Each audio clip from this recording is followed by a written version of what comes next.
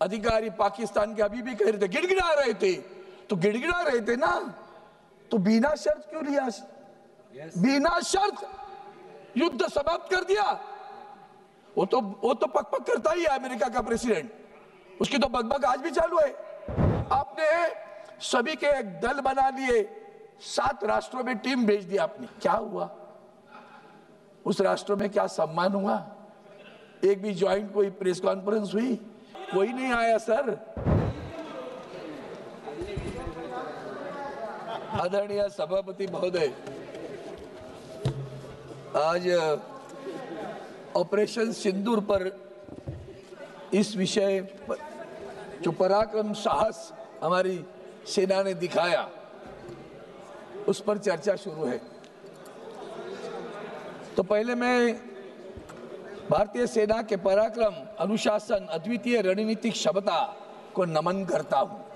खास करके हमारे सत्ता पक्ष के जो बड़बोले हैं वो सुन ले भैया कि हम लोग सेना के प्रति गौरव गोगोई ने भी शुरू में कहा था, मैं आज वो शुरू में ही कहता हूं, उनकी शूरता, वीरता, पराक्रम, साहस को नमन करता हूं, प्रणाम करता हूं।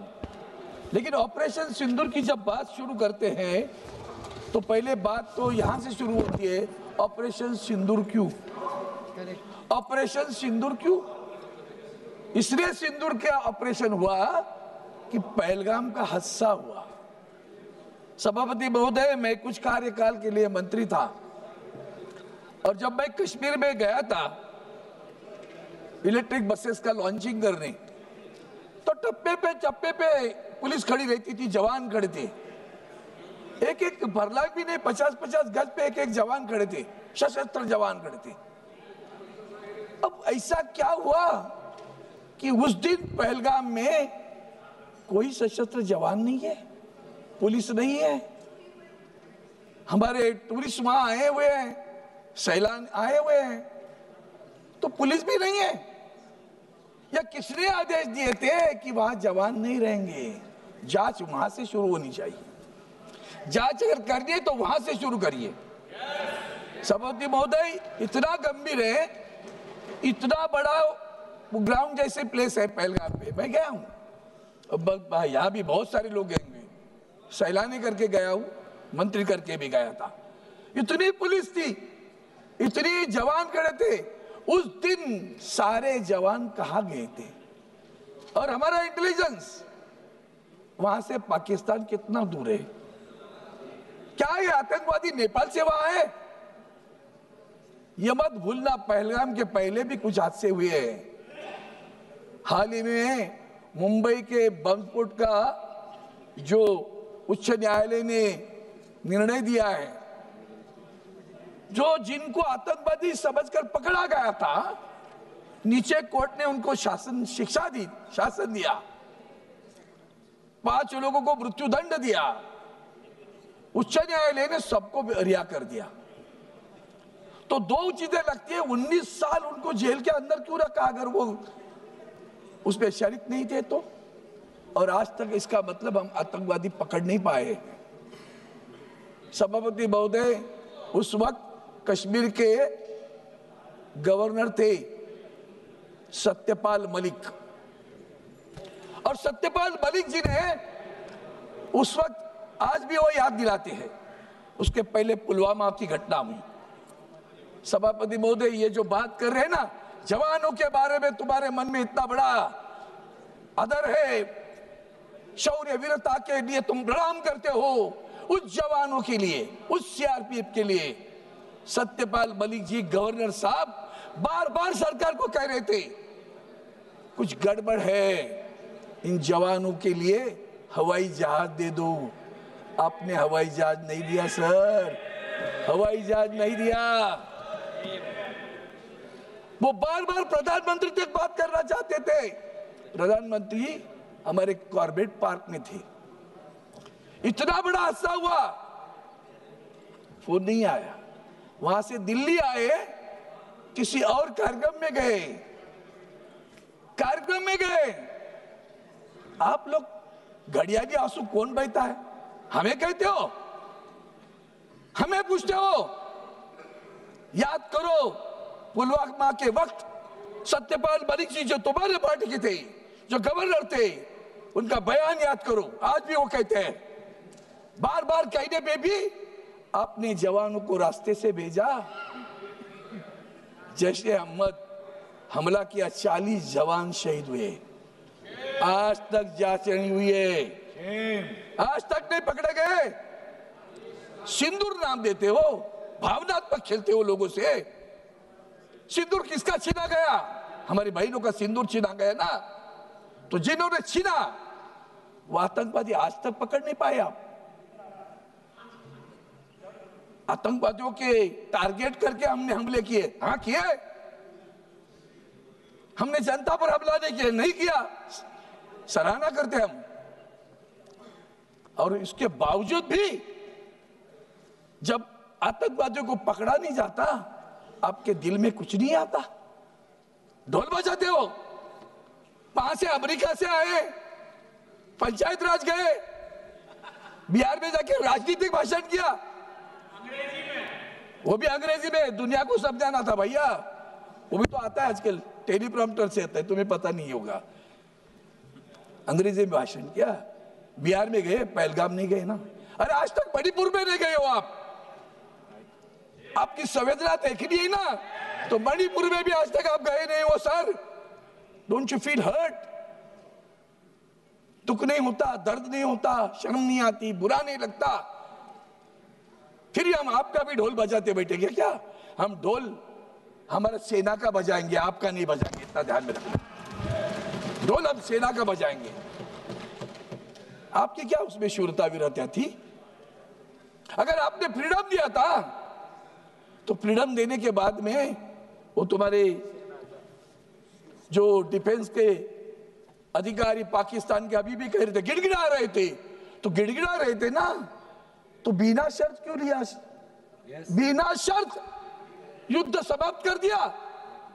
वो तो पक करता ही है अमेरिका का प्रेसिडेंट, उसकी तो बकबक आज भी चालू है। मैंने रुकवाया, मैंने रुकवाया, मैंने रुकवाया। बिना शर्त क्यों किया बंद? बिना शर्त क्यों? अगर वो गिड़गिड़ा रहे थे ना तो शरणा रहे थे। अगर वो शरणार्थी थे तो शर्तें लगानी चाहिए थी। क्या शर्तें लगाई आपने? उसके बाद में भी युद्ध चलता रहा। हमारे जम्मू पर हमले होते रहे, नागरिकों के बस्ती पर हमले होते रहे, हम देखते बैठे क्या? सभापति महोदय, हमारी सबसे बुरी बात यह है, सार्क, ये नेपाल, इर्द गिर्द हमारे जो राष्ट्र है, एक राष्ट्र हमारे साथ नहीं बात करता। हम तो विश्वगुरु है, हम तो विश्वगुरु है, पूरे दुनिया में घूमते हैं, 200 राष्ट्रों में गए, पाकिस्तान के आतंकवाद के बारे में बात करते हैं। आतंकवाद के लिए हम कॉम्प्रोमाइज नहीं करेंगे, नहीं करना चाहिए, सराहना करता हूं, प्रधानमंत्री को धन्यवाद भी देता हूं। लेकिन माननीय प्रधानमंत्री जी, आपके साथ पूरे विश्व में एक राष्ट्र भी नहीं खड़ा रहा। ये देश के लिए हम टिक्का टिप्पणी के लिए नहीं खड़े हैं यहाँ। एक राष्ट्र आपके साथ खड़ा रहता है, वो इस्राएल खड़ा रहा, नेतन्याहू। और हम ईरान के खिलाफ खड़े रहे, जो ईरान आपको तेल देता है और कहता है पैसे बाद में दे दो, चलेगा लेकिन तेल ले लो। उस ईरान के साथ का रिश्ता भी बिगड़ गया। ये हमारी परराष्ट्र नीति है। सभापति महोदय, ये सिर्फ पहलगाम की बात नहीं, कारगिल में भी हमने ऑपरेशन विजय किया था। उसके बाद भी गलवान बिलवान होता रहा, डोकलाम होता रहा। सीमा पर घुसना, घुसपैठ चालू है, चीन घुस रहा है। किसने किसने इस युद्ध में पाकिस्तान को मदद की? चाइना तो कर ही रहा था, तुर्की मदद कर रहा था, ड्रोन दे रहा था, तीनों राष्ट्र एक साथ मिलकर कर रहे थे। हमें अंतर्मुख होकर आत्मपरीक्षण करने की आवश्यकता है कि एक भी राष्ट्र हमारे साथ क्यों नहीं खड़ा रहता। क्या हमने बुरा किया है? क्या हम गलत है? इंटरनेशनल मॉनिटरी फंड युद्ध के समय, यह नहीं कि इन्होंने नहीं किया, ये बोल रहे थे, मैं उनकी सलाह करते, मांग रहे थे, ये बार बार कह रहे थे कि पाकिस्तान को पैसा नहीं देना, मदद न करना, क्योंकि वो पैसा आतंकवाद के लिए इस्तेमाल होगा। इतना कहने पे भी युद्ध के समय ही इंटरनेशनल मॉनिटरी फंड पैसा देता है पाकिस्तान को। कमाल होगी। तो इसका मतलब हिंदुस्तान की क्या स्थिति है विश्व में? यूएन में तुम्हारी क्या स्थिति है? सिक्योरिटी काउंसिल में क्या स्थिति है? पाकिस्तान के खिलाफ कोई नहीं बोलता। हमीद अंसारी को बुला लिया ट्रंप ने। कनाडा में भी आपको नहीं बुलाया था, ये मत भूलना। G7 में भी आपको नहीं बुलाया, बाद में मेहमान करके बुलाया। और वहां मेहमान करके जाने के बाद ट्रंप वहां हमारे प्रधानमंत्री को फोन पे बोलते इधर आ जाओ। किसके लिए? अंसारी के पास मिलने के लिए। नहीं गए प्रधानमंत्री, मैं मानता हूं उनको, नहीं गए, अच्छी बात की। जो अच्छा है उसको अच्छा बोलूंगा। प्रधानमंत्री नहीं गए। फोन किया था ना, प्रधानमंत्री जी को फोन किया था ना, कनाडा आए हूं तो इधर आ जाओ, ये आया है हीरो पाकिस्तान का हमारे मिलने के लिए। अरे वाह, अरे वाह। ये ट्रंप की जो आदतें दिख रही है ना, पूरा विश्व भी दिख रहा है। इसे मत समझो हम आपको टिक्का, हम आपके साथ हैं। पूरा राष्ट्र हमारा आपके साथ खड़ा रहा। आदरणीय उद्धव जी ठाकरे साहब, शिवसेना के पक्ष प्रमुख, उन्होंने हमें आदेश दिए, ये वक्त बुरा है, ये राजनीति खेलने का वक्त नहीं है। हम प्रधानमंत्री के साथ डट के खड़े रहेंगे। पूरा विपक्ष डट के साथ खड़ा रहा।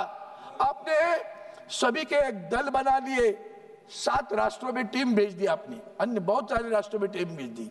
क्या हुआ? उस राष्ट्रों में क्या सम्मान हुआ? एक भी ज्वाइंट कोई प्रेस कॉन्फ्रेंस हुई कि जाकर दोनों इस राष्ट्र में आए हैं हम और इस राष्ट्र के कोई फॉरेन अफेयर्स मिनिस्टर बैठे और जाके प्रेस कॉन्फ्रेंस ले रहे, कह रहे हैं हम इनके साथ में आतंकवाद के खिलाफ है? कोई नहीं आया सर, सब विफल है, कोई नहीं गया हुआ। यह दुख है हमारा, दर्द है हमारा, हम आपके साथ हैं। राष्ट्र की बात करते हम साथ में रहेंगे, आज है कल भी रहेंगे, यह मत भूलना। इसलिए मैं 2-3 चीजें याद दिलाना चाहता हूं। कारगिल का युद्ध भी जैसे भूल नहीं सकते ना, वैसे और भी कितने लोग हैं वो भी भूलना चाहिए। वो अमेरिका के राष्ट्राध्यक्ष बार बार बोलते हैं, ये कहते हैं अभी बार बार बोलते हैं, हाँ बोलते हैं ना वो। हमने कब कहा कि हमने आपका सुनकर युद्ध नहीं रोका है? पाकिस्तान हमारे सामने गिड़गिड़ा रहा था, तब जाकर हमने युद्ध रोका है। ऐसा एक भी बयान मुझे किसी का बताओ sir, I will be happy to read that बयान। ट्रंप के नाम से बयान देने की आवश्यकता है। Sir you spoke very late sir, तभी तो कुछ नहीं हुआ। हमारे CDS क्या बोलते, चीफ ऑफ डिफेंस स्टाफ, आत्मनिर्भर होने की आवश्यकता है। एक शब्द में सब कुछ आ गया। ये तो डायलॉग है हमारा, आत्मनिर्भर होने की आवश्यकता है। इसका मतलब आज भी हमारे साथ जो कुछ है वो परिपूर्ण नहीं है। ये आत्मपरीक्षण की बात है, आलोचना की बात नहीं है, टीका टिप्पणी की बात नहीं है। राष्ट्र करके हम सब एक है। राष्ट्र की एकता, अखंडता, संप्रभुता, सुरक्षितता सबसे अहम है, महत्वपूर्ण है। और इसलिए मैं 2-3 चीजें और याद दिलाना चाहता हूं कि सभापति महोदय, जब ये नवाब शरीफ को मिलने गए थे, किसने बुलाया था? बिन बुलाए गए थे, याद है? बिन बुलाए गए थे, इनको याद नहीं होगा।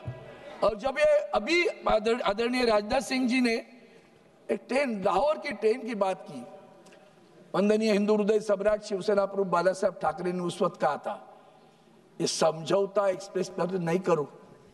पाकिस्तान सांप जैसे कितना भी दूध पिलाओ वो जहर ही उगा लेगा। और उनके शब्द आज खरे उतर कर आए हैं। कितना भी करो, जब आपके पास पहलगाम का हमला होने के बाद उन्होंने क्या कहा, यह तुम्हारा अंदरूनी मामला है, हमारा कोई संबंध नहीं इससे। 200 लोगों को पकड़ा था आपने, बाद में 2 रखे। उन्होंने सबको खाना पीना खिलाया, उसके लिए भी अच्छा कहो कि भाई वक्त पे जो लोग दौड़ कर आए वो हिंदुस्तान की भूमियों के लिए आए, जो हमारी बहनों की सिंदूर पूछने के बाद में जो लोग दौड़ कर आए वो भी तो हमारे हैं ना। तो इसकी याद दिलाने की आवश्यकता है। मैं इतना ही कहूँगा सर, ये जितने भी घोटाले की बात करोगी, आपने कहा शांति और शक्ति, अरे आपके बीजेपी के समय हम भी उनके साथ पाकिस्तान ऑक्युपाइड कश्मीर लेके रहेंगे। यही तो वक्त था भैया, यही तो वक्त था पाकिस्तान ऑक्युपाइड कश्मीर लेने का। किसने मना किया आपको? हम युद्ध नहीं चाहते बुद्ध, अरे वाह, युद्ध नहीं चाहते बुद्ध, ये कभी सीख लिया भैया? कल तक तो कहते थे हम पाकिस्तान ऑक्युपाइड कश्मीर लेंगे, अब तो वक्त आया था। किसने मना किया आपको पाकिस्तान ऑक्युपाइड कश्मीर लेने के लिए? 21 से 9 अड्डे पे हमला करके ये मत सोचो कि आपने बहुत बड़ा कुछ हासिल किया है। शूरता वीरता उनको फ्रीडम दे दो। आपने कहा हमने दिया है तो रोका क्यों? तो रोकने के लिए आपके बीच में पड़े। सीडीएस को कहना था हम रोकेंगे कि नहीं रोकेंगे, उनको जाने दो ना था आगे। यही तो वक्त था ना, यही तो वक्त था पाकिस्तान को एक बार सबक सिखाना। जैसे इंदिरा गांधी जी ने सबक सिखाया था ना, वही दोबारा सबक सिखाने की आवश्यकता है। यही वक्त था सबक सिखाने का। बांग्लादेश निर्माण किया, उसी तरह इस वक्त भी कर सकते थे। पूरा पाकिस्तान ऑक्युपाइड कश्मीर कब्जे में लेते थे, प्रधानमंत्री को सर पे लेके हम नाच देते। सर आपने पाकिस्तान ऑक्युपाइड कश्मीर ले लिया, हम आपकी सराहना करते हैं, अभिनंदन करते हैं। और इसलिए सभापति महोदय इतना ही कहता हूं कि ये सब ये घुस के मारेंगे वाली बात है ना, घुस के मारेंगे, घुस के मारना है ना। ओसामा बिन लादेन को कैसे मारा, वैसे घुस के मारा। श्री अमर काले जी, एक मिनट सर, खत्म कर रहा हूं, एक वाक्य में खत्म करता हूं। ओसामा बिन लादेन को कैसे मारा, उसे कहते हैं घुस के मारा। और आखिर में एक ही विनती करता हूं, ऐसे पाकिस्तान के साथ क्रिकेट खेलने का बंद करो। जो पाकिस्तान आपके साथ इस तरह से बर्ताव करता है, उस पाकिस्तान के साथ आप क्रिकेट खेलने जा रहे हो, मैं विनती करता हूं उस पाकिस्तान से क्रिकेट मत खेलो। और जो आपको मन में है उसके लिए जवानों को ताकत देने के काम करिए। धन्यवाद। जय हिंद, जय